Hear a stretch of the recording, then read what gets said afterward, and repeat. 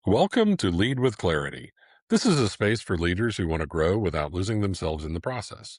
Each episode is a short reflection on leadership, influence, and the inner work that shapes how we show up for others.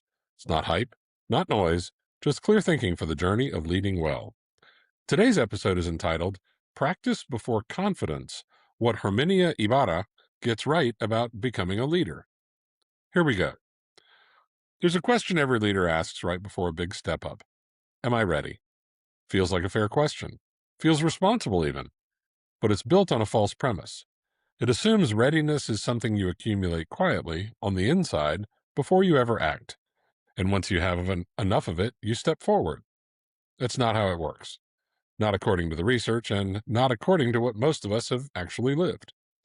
Herminia Ibarra, who has spent her career studying how people move into new leadership roles, put it simply: we learn who we are in practice, not in theory. Sit with that. We learn who we are in practice, not in theory. Let me tell you what that looks like in a real leadership moment. Someone gets promoted. Suddenly they are leading people who were peers last month.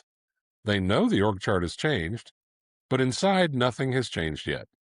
They still think like the person they were. They wait to feel like a leader before they start acting like one.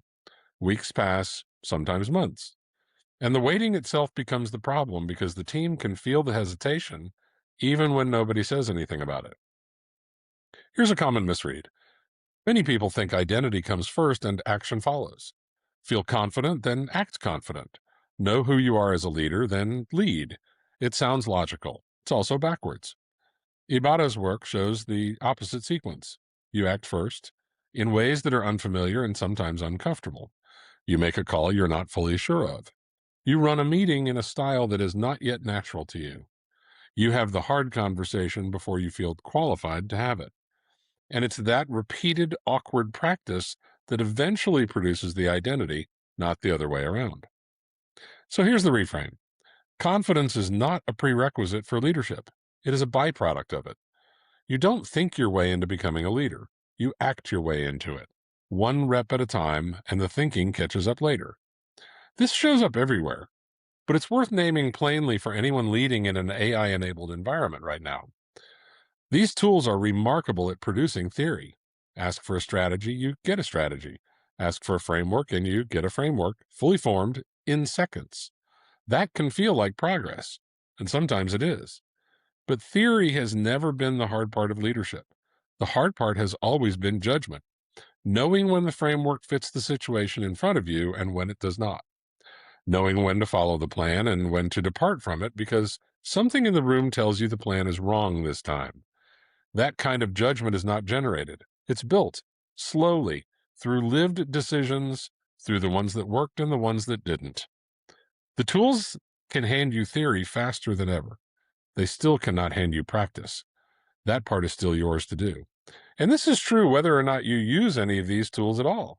The principle does not depend on the technology.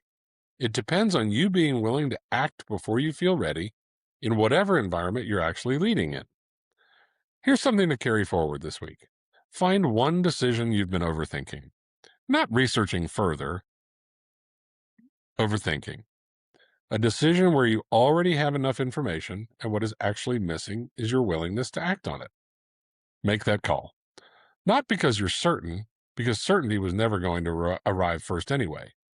But let me leave you with the line again because it's worth carrying with you. We learn who we are in practice, not in theory. Leadership identity is not something you think your way into. It is something you build, decision by decision, rep by rep, in the actual practice of leading. The readiness you're waiting for is on the other side of the action, not before it. If you're waiting to feel like a leader before you act like one, that feeling may not come until after you have already started. So start.